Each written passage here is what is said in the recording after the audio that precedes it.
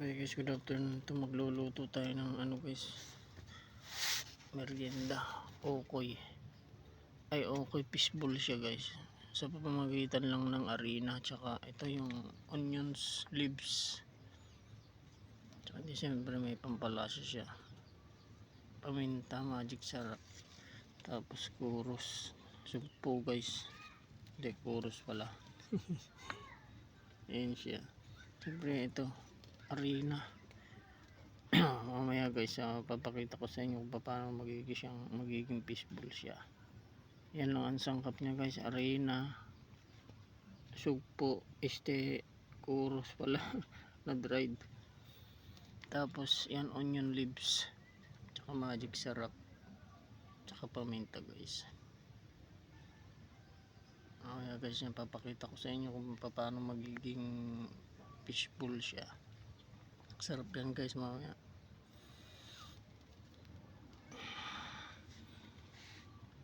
At shoutout na rin sa lahat ng mga viewers, followers at friends. Salamat sa pagsuporta nyo. Okay guys, ito na yung gagawa tayo ngayon ng fishball guys. Ang ingredients niya, harina, siyempre mawawala itong magic sarap guys, tapos paminta, tapos itlog mamaya guys. Pinabili ko palang yung chikiting ko ng itlog. Tapos ito aloe vera guys, pero ito ang aloe vera pampagana to guys. Tsaka ito onion leaves. Bali yun yung ingredients niya kaya gagawin nating fishball.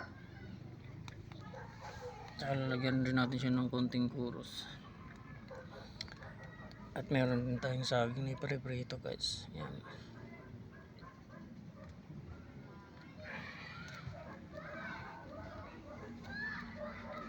Ito yan guys sa mga kalods. Kung gusto nyo ng pampagana guys, yan, try nyo yan. Onion leaves o dahon ng sibuyas. Tapos sabahan nyo to ng aloe vera guys. Gayatan nyo na maliliit. Bali lalo ko to guys sa gagawin nating fishball.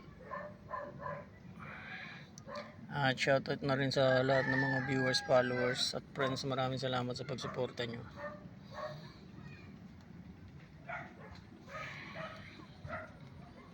Ayan yung lutuan natin guys. Nagkakahoy lang ako.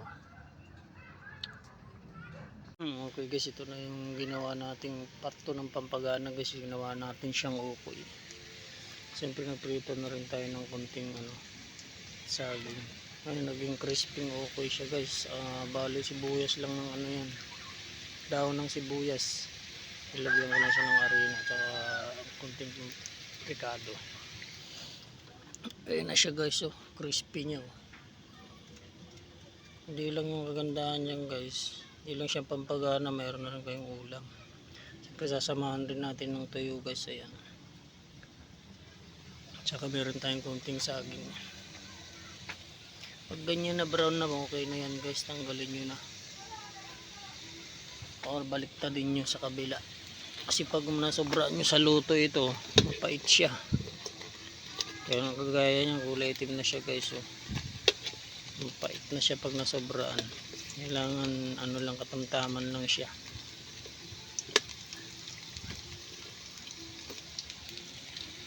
Ayan guys. Okay guys, ito yung itong dinner time natin guys. Bali nagluto tayo ng ayan guys, kung makikita nyo, dahon lang ng sibuyas yan. Ito ginawa natin siyang ukoy guys. Titikman natin siya guys. Ayan ginawa natin siyang crispy. First bite guys. Lutong guys, masarap. Siyempre may partner din siyang cake yung saging guys. Ayan. At meron din siyang tuyo. Kasama din siyang tuyo guys. Ayan. Masarap guys. Ayan sa mga viewers, try nyo ito guys. Pag meron kayong dahon ng sibuyas, wag nyo itatapon. Lagyan nyo lang ng harina, tapos iklog, paminta, Yun lang ang rekado niya guys. Ganyan ang kalalabasan niya oh. Masarap siya guys oh, crispy. Ano siya guys oh. Crispy siya. Shoutout ka na. Yung bunso ko guys, ang kakain na daw siya. Hindi kuha ka ng ulam mo. Kakain na daw guys yung bunso ko. Kukuha na siya ng ulam mo. Dito pa. Kuha ng dalawa, tagalawa. Kuha ka sa akin mo dalawa. Maraming salamat po kamo. Salamat po. Bye-bye. Sige na, nung ka na. Okay po sa mga viewers, followers, maraming salamat po. At kung hindi ka pa nakasubscribe, subscribe mo na yan. At huwag niyo po kalimutan, pindutin yung notification bell para lagi po kayong updated sa papalabas kong video. Maraming salamat po. God bless.